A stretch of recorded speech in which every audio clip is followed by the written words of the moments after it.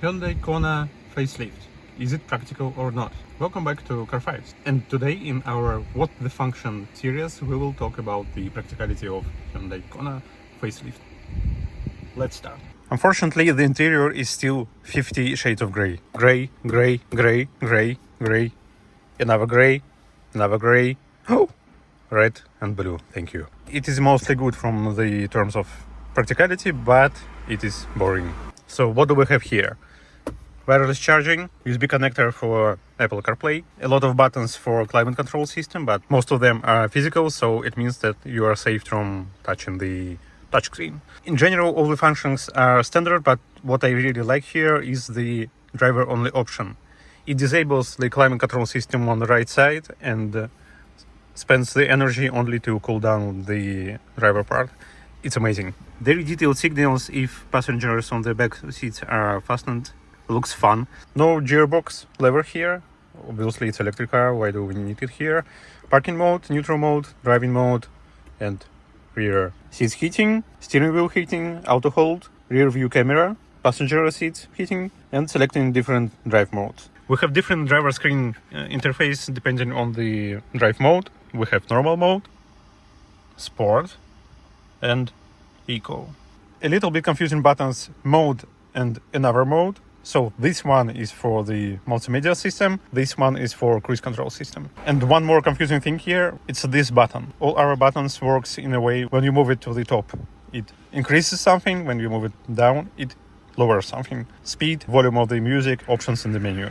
But this one for jumping between the media tracks, it works in the wrong direction. To go to the next track, you need to lower it down. To go to the previous track, you need to move it up. A little bit confusing. Special button to turn on the stars mode.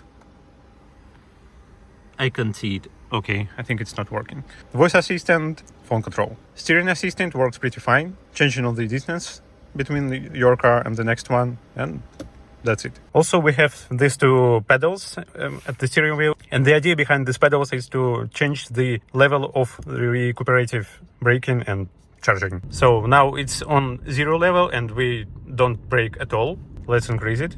Yeah, it starts braking. Even more. Even more. Regarding the main screen, in general, it works fine, only when the car is not overheated. And you can use Apple CarPlay. There is one strange thing I really don't like here. So when you open CarPlay, third of the screen is occupied with additional information and you can't disable it. It's called the split screen. You can adjust what you can see here, but it's useless. So you can show the map here, why you need it when you have Google Maps, for example.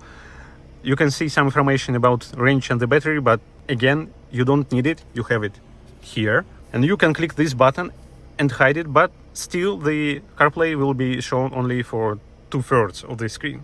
Check the BMW and Mercedes, it works much better there. I know it's premium cars, but still. The problem is that the screen is with really good resolution, but it's not utilized in an optimal way. Could be better, could be better. Seats are pretty comfortable. You can change the height of it, the angle for the back, and you can change the back support level. Here, below, we have 2 sockets and space for some of your stuff. And one more storage space. You have keyless access here, but only with clicking the button, so you don't have sensors here. Decent amount of space for your legs for this class of the cars.